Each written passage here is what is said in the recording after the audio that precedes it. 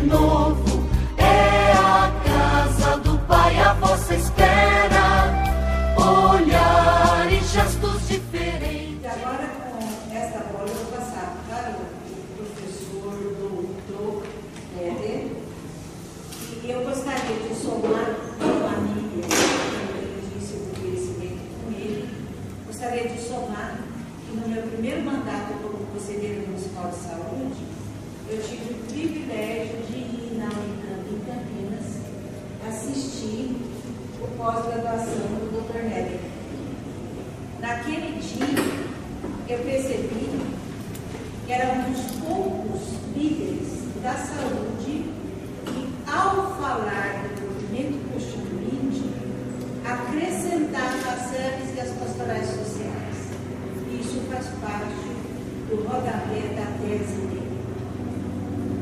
Eu acho que quem é responsável por ter elaborado as leis da saúde e de uma forma tão séria, tão responsável, a comunidade não poderia ficar sem ouvir. Vou passar a palavra para o professor Dr. Éder. Bom dia, pessoal. Bom dia.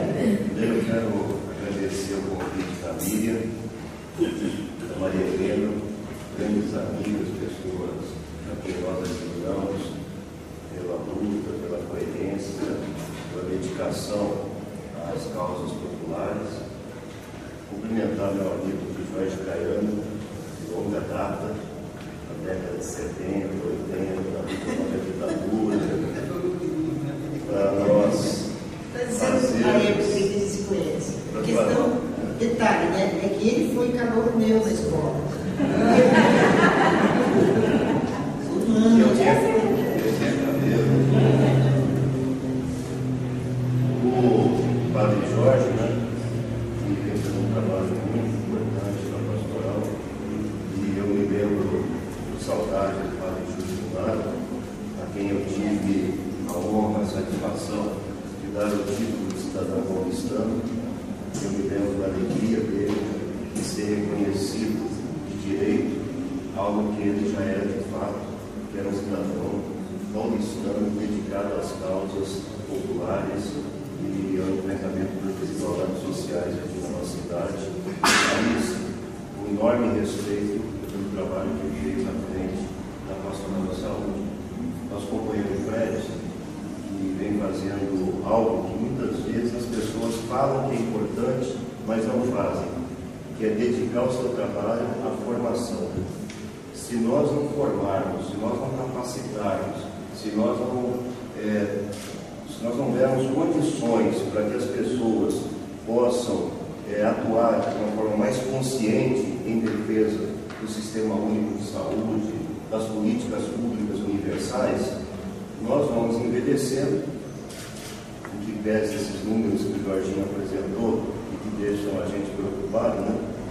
Se chega em 65, passa de 65, não chega em 65 anos, mas ele falou de dados estatísticos.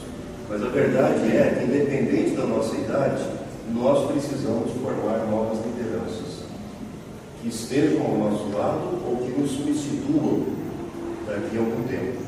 Recentemente eu fui procurado pela velha guarda do movimento de saúde da Zona Leste, que quer fazer um encontro. Por quê? Porque algumas pessoas a gente já perdeu e outras querem se encontrar. Eles, lideranças do movimento popular, senhoras, aposentados, dirigentes sindicais e pessoas que seguiram outros caminhos. Por exemplo, o Eduardo Jorge foi secretário de saúde, secretário do Verde, hoje está no PV. José Augusto, secretário de Diadema, né? Foi secretário de saúde, foi prefeito, hoje está no PSDB, na Maridite. Roberto Colbeia, que foi deputado estadual, deputado federal do PT, está dando aula hoje na Faculdade de Medicina da USP, no Hospital das Clínicas, né?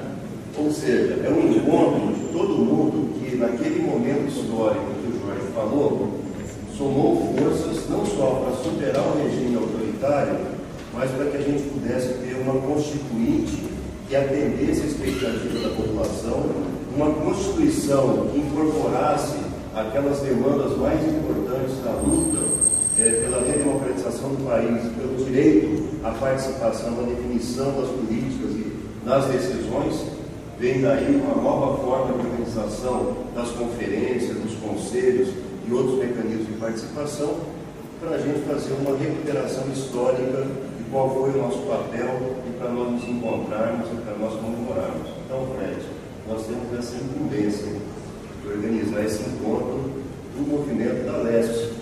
Mas a Conceição poderia falar assim, por que não fazer da Oeste também? Né?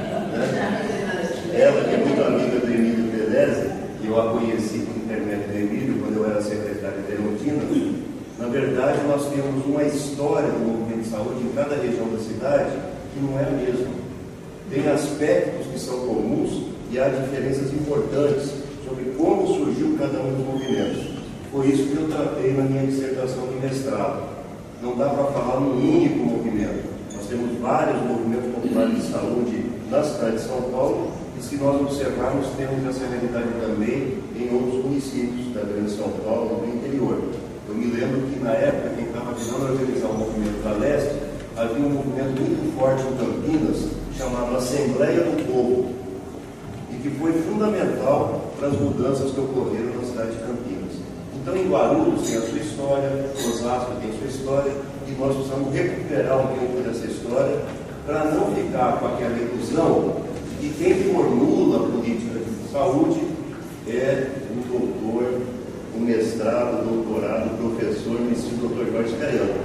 Nós fomos importantes, nós temos a nossa contribuição, mas tão importante quanto a nossa participação foi dessas lideranças populares que não se conformaram em ficar assistindo uma situação desigual.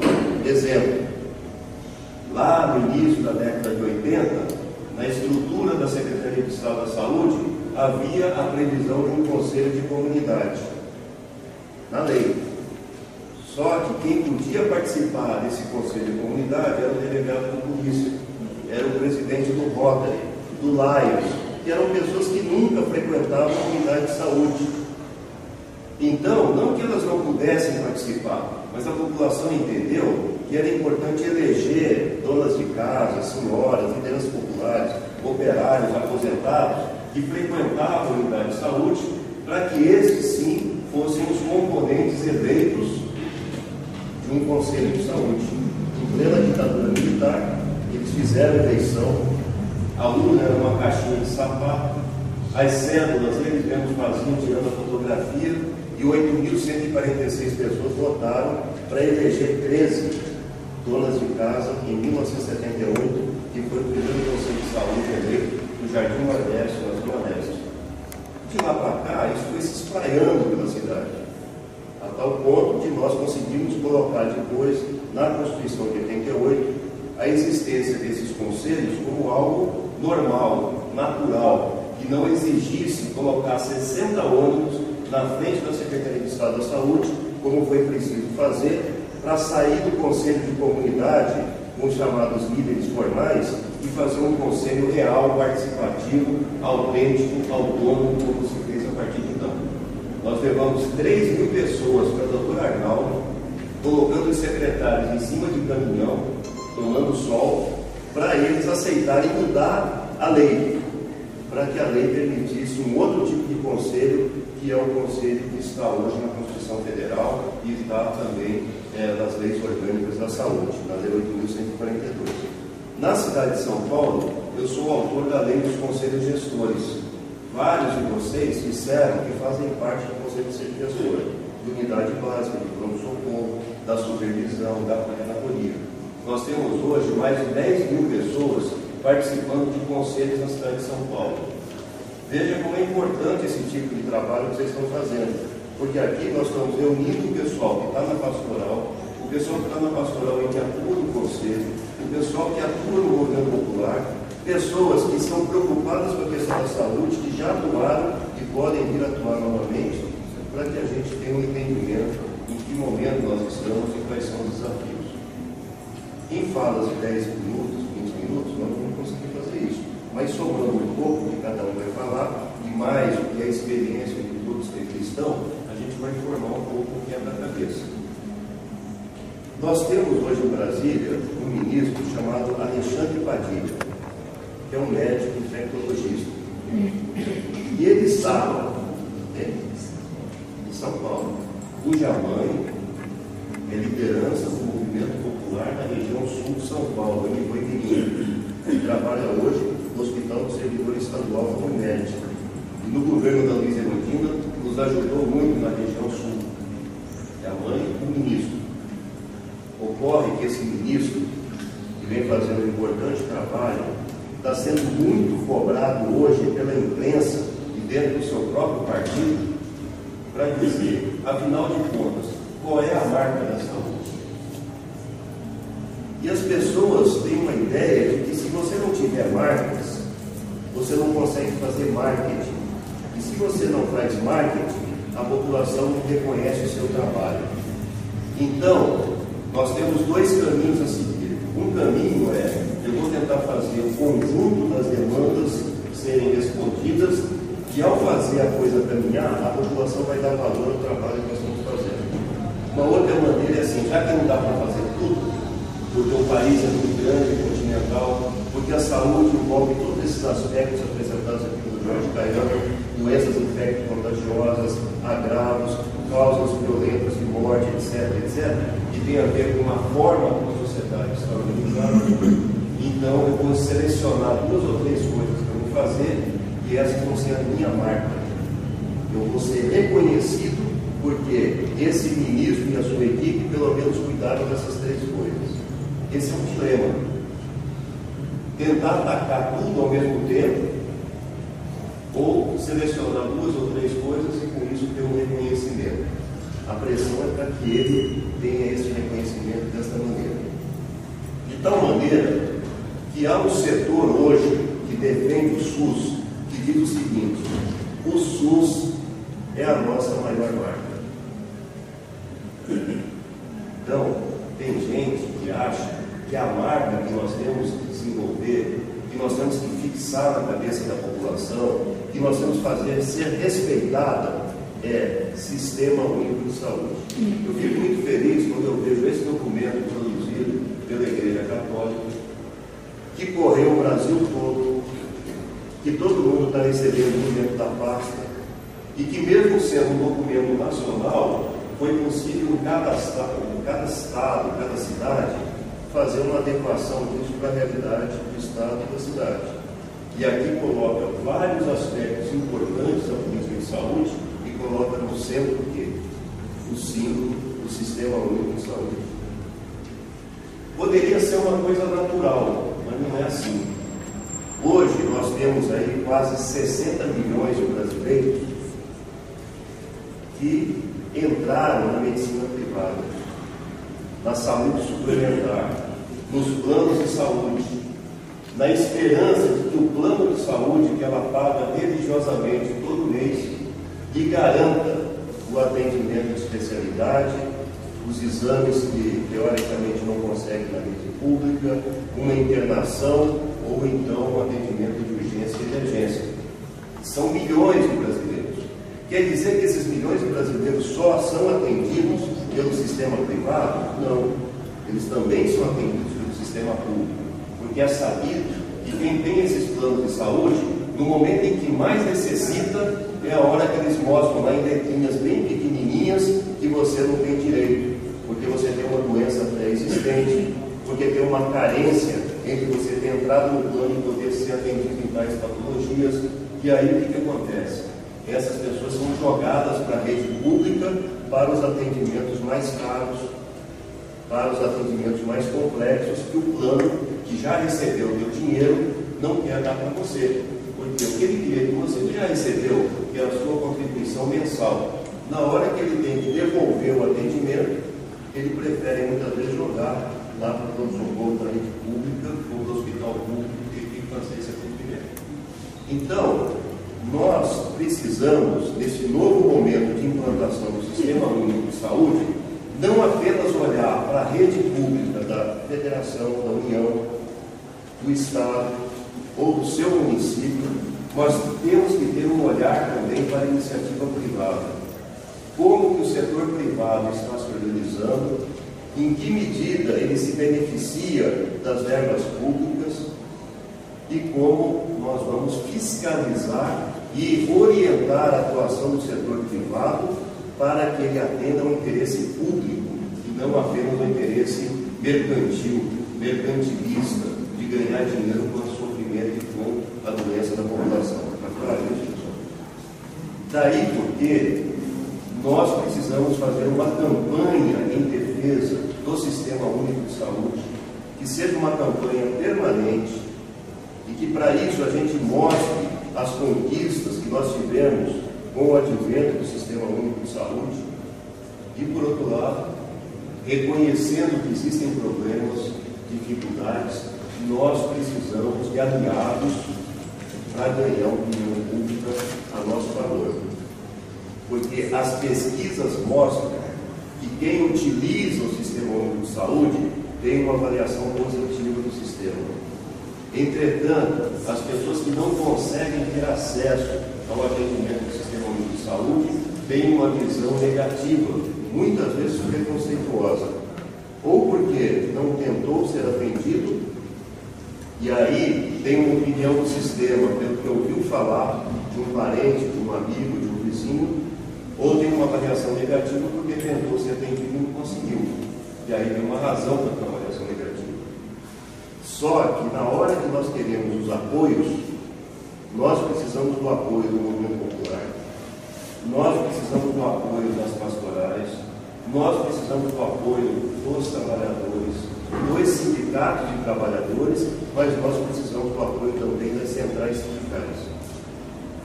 E nós sabemos que ao longo desses anos todos, com frequência, as centrais sindicais, a começar pelos sindicatos combativos do ABC, São Bernardo de Campo e outros, ao invés de fazer a defesa de um sistema nacional, público, universal, com atenção integral à população, enveredou pelo caminho de negociar planos de saúde para os seus associados.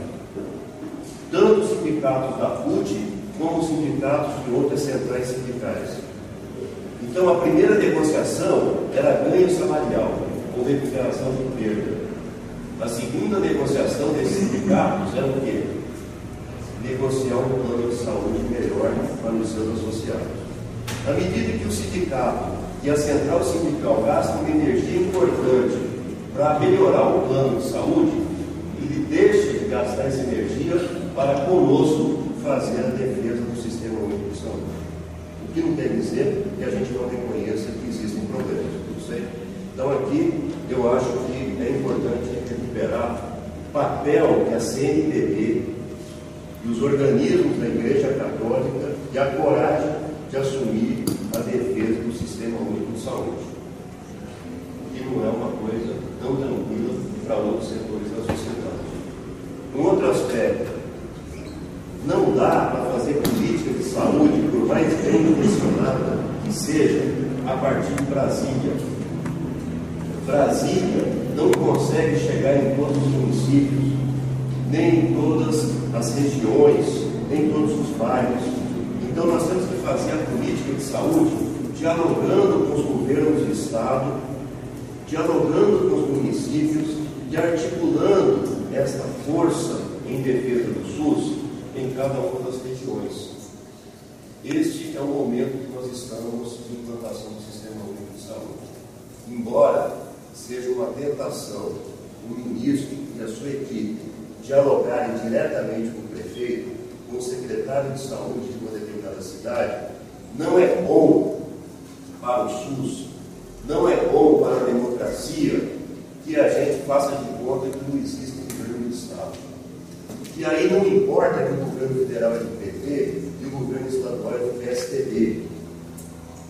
E o governo da cidade, por exemplo, seja do PSD, do Gilberto Kassab.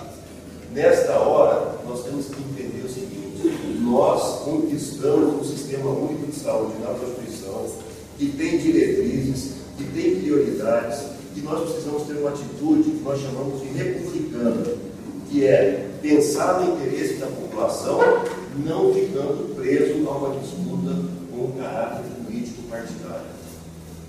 Se nós agirmos dessa maneira, nós vamos avançar mais rapidamente. E se nós fizermos assim, nós vamos conseguir que a participação dos trabalhadores e da população seja mais efetiva.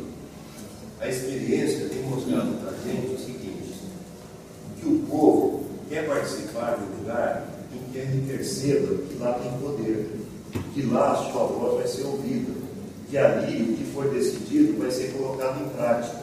De nada adianta você montar um conselho fajuto, faz de conta, para dizer que tem, para poder receber verba do governo federal, do governo estadual, se esse governo não tem um funcionamento real que permita ele colocar o dedo na ferida e discutir o que está errado e pegar determinados problemas e apresentar alternativas. Quando a população percebe que ela está participando de um lugar que ela decide, ela tem vontade de continuar participando. Agora, quando ela percebe que ela está sendo ali uma vaquinha de presépio, quando ela está sendo meramente um adereço, não faz de conta, isso não nos interessa. Então, pessoal, no tempo que eu tenho, eu queria estar dizendo para vocês que nós temos coisas novas acontecendo no SUS, que não basta dizer que é preciso cumprir a lei, mas que hoje nós temos que conhecer o que é que tem de novo. A Constituição nós já conhecemos. A Lei 8.080 e 8.142 nós conhecemos. A legislação do Estado de São Paulo, por exemplo, o Código de Saúde do Roberto Gouveia, Lei 791 de 95, nós conhecemos. Só que de lá para cá teve a regulamentação da Emenda Constitucional 29. Tem a Lei Complementar 141. Teve a regulamentação da Lei 8.080 através de um decreto importante que precisa ser conhecido. Estão sendo formadas as regiões de saúde, com os conselhos correspondentes, numa nova forma de relação entre a União, o Estado e os municípios, e que abre todo um espaço novo de participação da sociedade. E é a partir daí que eu acho que a gente pode sentir melhor qual é a nossa importância nesse processo.